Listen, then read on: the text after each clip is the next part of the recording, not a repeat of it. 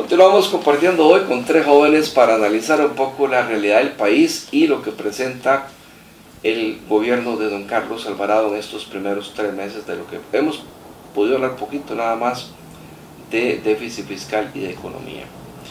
Bueno, en las primeras 2 partes del programa del día de hoy, por acá Hilary nos hablaba de que un 90% de las finanzas del Estado se hacían a través de impuestos. Dejabas entrever de que también tenemos que aprender a vender servicios, pero el Estado como empresario ha sido una catástrofe en Costa Rica, a tal punto que muchos opinamos que el Estado empresario compitiendo con la empresa privada mejor no. Por ahí don Javier Gamboa nos decía que tenemos un modelo económico que no ha sido diseñado para que funcione concatenadamente, paralelamente con el modelo social. Por ejemplo, que nuestro sistema de impuestos no es progresivo sino regresivo, y que debería ser progresivo, tal y como trabaja nuestro modelo social. Y por acá José nos decía que hay un problema de su ejecución del Estado, que el aparato legal casi que impide que funcione bien, y que el Estado debería soñar con por ejemplo, una educación dual como la que tiene Alemania, y que en esto la empresa privada tiene que casarse más. Sin embargo, la empresa privada también dice que para eso le pagan impuestos al INAH para que les haga su trabajo. Paralelamente a todo esto que ustedes apuntan, nos damos cuenta que este gobierno, nos pide más impuestos, dicen ellos, para hacer inversión social. Por ahí nos cuestionábamos hasta dónde debería ser para hacer más inversión social, o mejor para ordenar la casa en materia fiscal, y en este sentido empezar a pagar deuda. Es un interrogante que está por responderse. Pero también llegamos a la conclusión de que en este país cada 4 años o cada 5 años nos hablan de más impuestos y más impuestos, y lo cierto del caso es que vemos que hay una bola de nieve que es esa deuda externa y esa deuda interna que crecen cada día más y que es inmanejable, a tal punto que la tercera parte del presupuesto se van a pagar impuestos. Todo esto en una realidad donde entonces los legisladores nos dicen que no solo hay que mejorar el déficit fiscal por el lado del ingreso, sino también por el lado del gasto, y dicen que por el lado del gasto casi la mitad del presupuesto se van a pagar salarios, entonces que hay que reducir salarios. Pero reducir salarios en el sector público implica que también se reducirían en el sector privado, porque compiten ambos sectores, aunque el sector público solo contrate un 14% un 20% más o menos de la mano de obra laboral del país. No obstante eso, ante otra realidad, el principal problema económico de Costa Rica en materia económico-social es la falta de una adecuada distribución de riqueza. Cuando analizamos el índice de Gini, el que hablaba Javito, ¿verdad? Pues nos percatamos de que hay gente que gana muy bien, que se lleva mucha plata, sobre todo inversionistas extranjeros, y que esa plata que se lleva pues no se reparte adecuadamente o proporcionalmente como debería de repartirse a través de los salarios u otro tipo de forma o modelo social de desarrollo. Ante todas estas contradicciones, ¿qué propone la juventud intelectual de este país? Ustedes son la crema innata de las ciencias políticas de Costa Rica y son jóvenes. Y lo que hoy está pasando les salpica, pero les va a explotar en la cara dentro de 15, 20 años. Más que mirar hacia abajo, mirando hacia arriba y de frente, ¿qué creen que deben ser? ¿Cuál es el camino que debamos de describir en esta Costa Rica? Y con base en eso, pues compararlo con lo que nos está proponiendo la administración Alvarado Quesada. ¿Por dónde empezamos? Mejor ninguno. Bueno, yo soy del criterio que no existen soluciones mágicas, ¿verdad? Que esa época de políticos, yo todo lo puedo, tenemos que quitarnos la venda, tenemos que aprender a participar en política, tenemos que aprender a construir acuerdos y aprender a negociar. Es un sistema multipartidista donde hay diversidad de ideas y enfoques válidos de todas las áreas. Entonces, comenzando por ahí, porque al final a cabo son los políticos los que terminan diseñando lo que a este país le va a pasar en 30 años. Comenzando por ahí, debemos replantear nuestra visión de Estado, qué tan rígido, qué tan flexible debe comenzar a ser a la hora de distribuir sus finanzas. ¿Qué me ibas a decir? Hace 20 años se decía que el Estado costarricense lo que ocupaba era transparencia en la función pública, honestidad. Pero eso no alcanza, porque... Y se decía también que el Estado costarricense ocupaba eficiencia. Recuerdo que hace 4 años don Guillermo Solís criticaba lo que él llamó la chambonada en la función pública. Y empezaron a gobernar con un decreto para reparar puentes que estaban cayéndose, alcantarillas y algunas carreteras. Ya pasaron 20 años y pareciera que estamos igual o peor que al principio. Bueno, retomando ese tema, a mí me parece completamente válido hablar de chambonada, pero también asumir las consecuencias de lo que uno se propone, ¿verdad? Estamos hablando de cambios de distribución de presupuesto, las normas rígidas de presupuesto hacen que el país, que el político puede llegar a prometer y a engañar a la gente literalmente, sin mucha posibilidad de cambiar el sistema en el cual pueda hacer inversión social. Yo rescato algo que hay que pensar en cómo se invierte socialmente, cómo se le devuelve la redistribución de la riqueza a la gente. Se le devuelve con educación de calidad, con servicios médicos de primera calidad, con acceso a carreteras de primera calidad. Se resuelve con inversión y educación universitaria más accesible. Se resuelve también con emprendimientos e inversión para sectores excluidos como los indígenas, como regiones costeras que fueron muy significativas en estas elecciones y a las que el gobierno de Carlos Alvarado definitivamente nunca le supo llegar en su campaña política. Sí. José. También hay algo, yo vuelvo a enfatizar en el tema de la educación y esto. Creo que el tema del desarrollo va mucho en cómo usted y en cómo estos programas sociales crean capacidad en estos grupos beneficiarios, ¿verdad? Muchos de los programas sociales en los que ha diseñado el Estado costarricense, que además son súper añejos, ¿verdad? Que tienen décadas de estar en vigencia y poco han sido transformados, son de transacciones únicamente. Pero se están dando los cambios para encontrar eso que ustedes dicen que es la mejor forma de desarrollar un país. No, es que no, porque como le digo, porque hace 20 años el país tomó una decisión, volvió la mirada al multipartidismo y se divorció del bipartidismo. En estos 20 años ustedes han visto esos cambios.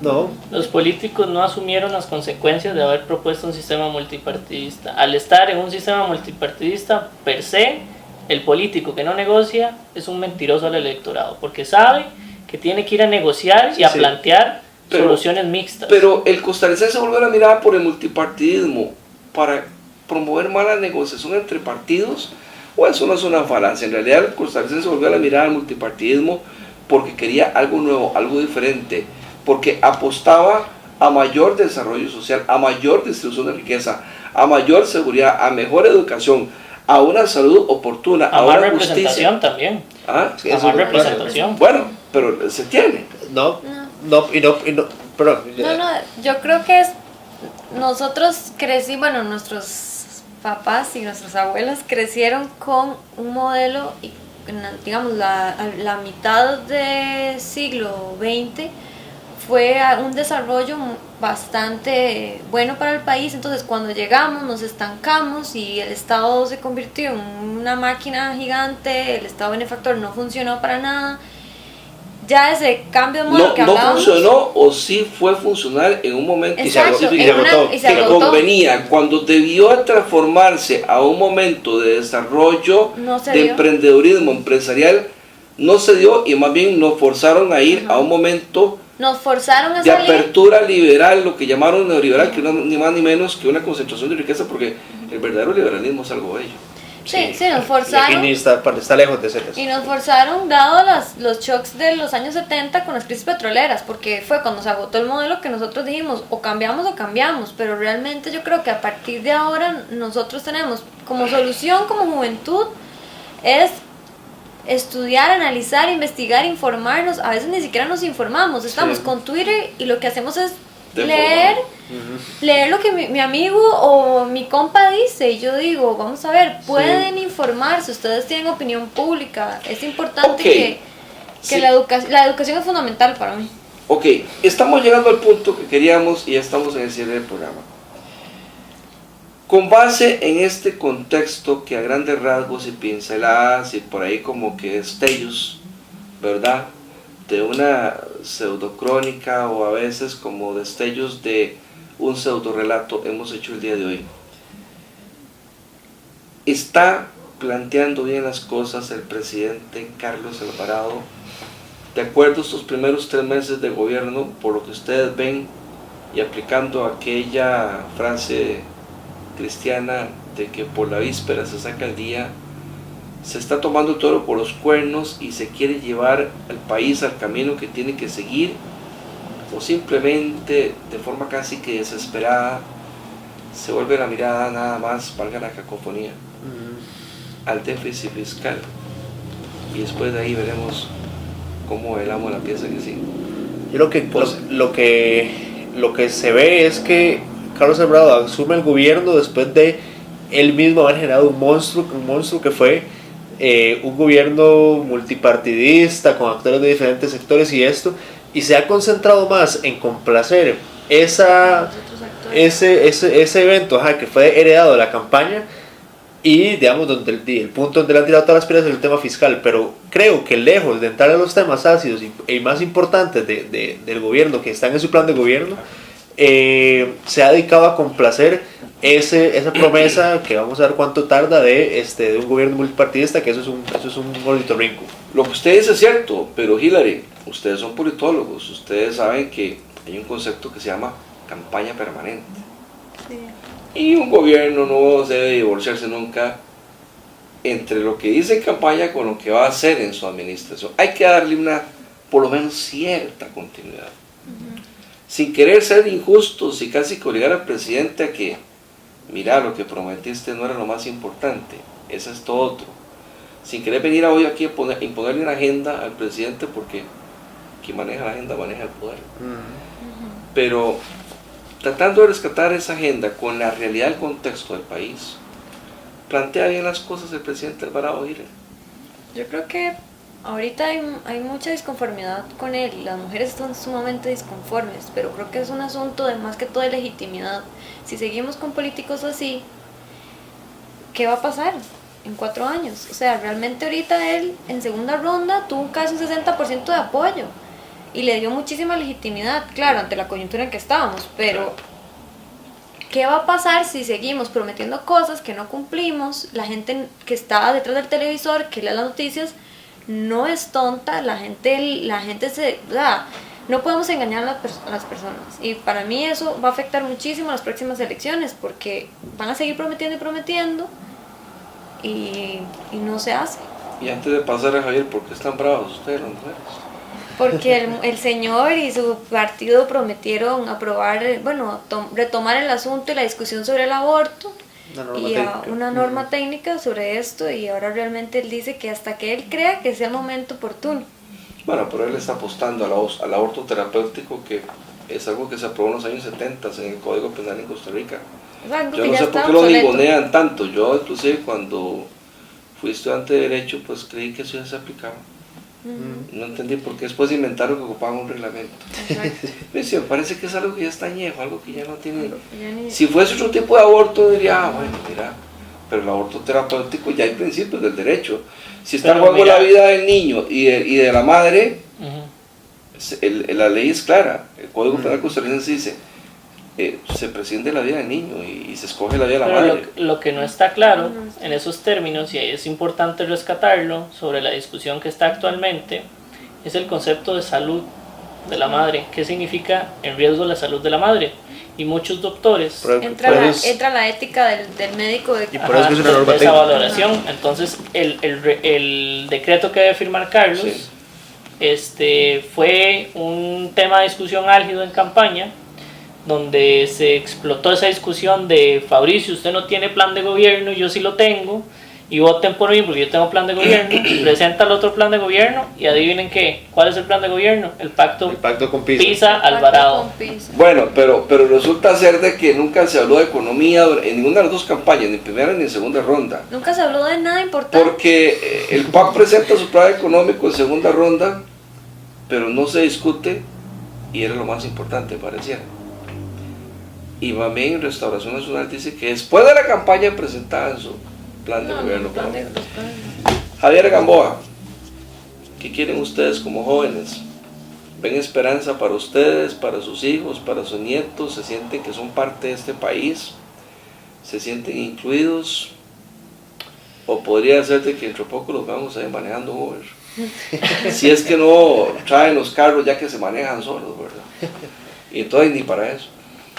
Yo creo que más de lo que uno podría desear como joven es más que podría uno esperar de uno mismo, ¿verdad? Porque es un llamado a la acción directo, fuerte y muy claro, a que la participación política de los jóvenes no es que somos el futuro, somos el ya. Las decisiones que toma este gobierno hay que ser vigilantes, estrictos y directos porque las consecuencias son permanentes. Y relajarse o confiar en que no va a pasar nada, que los gobiernos son inútiles, son burocráticos, eso no es cierto. La política nos afecta a todos día con día, mínimas decisiones de personas que están en gobierno. Y si no somos estrictos, no mantenemos un control, no nos mantenemos informados, no participamos en los espacios políticos, no vamos a influir en nuestros gobiernos locales, que ya vienen a esas elecciones, nos va a costar muy caro, les va a costar a nuestros hijos, les va a costar a nuestros nietos. Entonces es un sentido de llamado de responsabilidad social, de cumplimiento cívico, y no solo de eso, de aprender a creer en nuestra cultura, en nuestro país y sentirse orgullosos de estar acá, de apropiarse de esto para poder generar cambios donde nos sintamos cómodos. Yo como joven no me siento cómodo en mi país, pero me siento suficientemente seguro de querer hacer cosas al respecto. Lo plantea bien el presidente Alvarado estos primeros 3 meses como en causa del gobierno, a esto que algunos llaman cogobierno entre PAC y PUSH, entre Pisa y Alvarado. Yo considero que es muy temprano para ver resultados, algo más tangible, pero por lo que yo he visto... Pero el planteamiento me parece muy confuso, ¿verdad? Confuso. Muy confuso, realmente, esa es la palabra. Hillary, ¿cómo define usted este arranque de este gobierno? ¿Cuál es el adjetivo que utilizaría? Cada vez que te hago una pregunta, miras para abajo, eso me preocupa. No sé, Está buscando el foro, no, tira. Me parece que es un gobierno enérgico, confuso, como dice José. O sea, enérgico y confuso. Sí, enérgico porque me parece como que quieren hacer todo ya y como que quieren demostrar al electorado que tuvieron una alianza, que quieren hacer las cosas bien, pero a la vez esto confunde porque sabemos que hay intereses de por medio y que hay muchas cosas más allá, entonces... No. Se muestra fuerza donde hay debilidad para Exacto. empatar. Don Javier, ¿cómo defines este arranque de gobierno? Habrá que reconocerle a don Un Rodolfo suspiro. Pisa que hizo una gran campaña para ser ministro de presidencia. Nadie se lo hubiera imaginado que su meta era ser ministro de presidencia. Ni él mismo. Ni él mismo, yo creo, y reconocer también que esto, espero que siente un buen precedente de cómo negociar para aprender de los errores que ya están cometiendo y no volverlos a cometer. En un parlamento muy, muy diferente a todos los que han habido antes, un ministro de la presidencia que siento que debería estar más presente, que debería dejar de estorbarle en el escritorio a Carlos Alvarado en las transmisiones con su propia gente. De la presidencia y dedicarse más a trabajar en el Congreso, sacar la tarea de un verdadero ministro de presidencia. Bueno, como ustedes ven, suspiros, miradas hacia abajo y bueno, pues mucha confusión es lo que dicen ustedes y pareciera que es el adjetivo que con mayor fuerza utilizan en un gobierno que ven enérgico pero con un planteamiento sombrío, confuso, y que no pareciera, se plantea lo que realmente el país ocupa por resolver no en 4 años, quizás en las próximas décadas, donde ustedes apuntan a una forma nueva, pareciera también, de financiar el Estado, y no solo a través de los impuestos, Es que ahí donde yo siento manifiestan que se les debe preocupa inspirar confianza. su ejecución, más compromiso de la empresa privada, y donde también ustedes dicen que el modelo económico social debe de ir concatenado con lo que se planteó en la segunda parte del siglo XX con ese modelo de desarrollo social. Tenemos, pareciera, un modelo económico exportador, y ese es el santo grial de nuestra economía, y por ahí pareciera que hay un gran reto por resolver, y que todavía no hemos encontrado la solución mágica a ese gran problema. Me gustaría tenerlos pronto por acá, dentro de unos meses, porque si hay algo cierto es que en el país están pasando muchas cosas, y es importante ver qué piensa la juventud, en este caso la juventud intelectual, básicamente dos partidos políticos, me dicen, ¿verdad? Liberación Nacional y el Republicano, más o menos, ¿no? Sí. Es muy injusto que yo los encasillo. Tal cual. Bueno, sí. okay. Ellos lo dijeron, no yo. Bueno, pues muchas gracias de verdad. Hilary Soto López, politóloga alajuelense. Don José Rojas Alvarado, de San José Centro. De Tibás. De Tibás, bueno, vecino, casi de Heredia. Sí. Quitamos la Saprissa, el Carlos Saprissa ya es de Heredia. Y don Javier Gamboa Calderón. No, sí Víquez. Perdón, Víquez. Va a matar su papá. Este sí es herediano, ¿verdad? Bueno, pues muchas gracias a ustedes. De verdad que esperar lo mejor de esta administración, que un planteamiento un poco difícil, confuso. Hay que reconocer que este gobierno la recibe también complicada, ¿verdad? Pero tener los mejores deseos y aspiraciones para que las cosas salgan bien por el bienestar de todos. Gracias y buenas noches. Hemos llegado al final de un encuentro más con la realidad de nuestro país, en compañía de los periodistas Carlos Garro, Ana Vega y sus invitados. Su cita es todos los jueves de 6 de la tarde a 7 de la noche por su canal, Canal 54 y la 1360 AM, en este espacio informativo donde su opinión vale. Te esperamos. Buenas noches.